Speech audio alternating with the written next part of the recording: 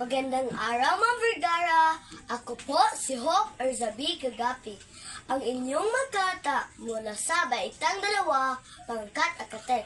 Ito ang aking talento, ang masining na pagtutula. Ang aking lolo at lola.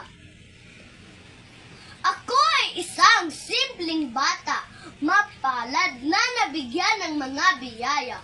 Isa na rito ang aking lolo at lola na siyang kumumpleto sa aming pamilya.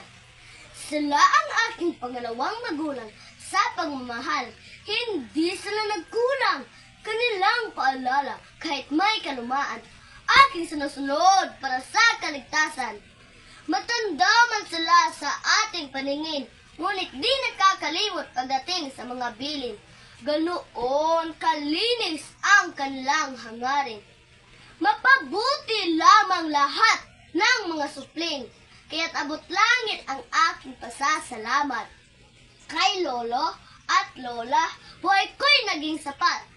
Paggalang sa kanila ay aking uunahin, habang buhay ko silang mamahalin. Kaya't aanhin pa ang yaman sa mundo, kung mayroong mapangmahal na lola at lolo. Kagandahang asan ang kanilang pamana na aking dadalhin hanggang sa pagtanda.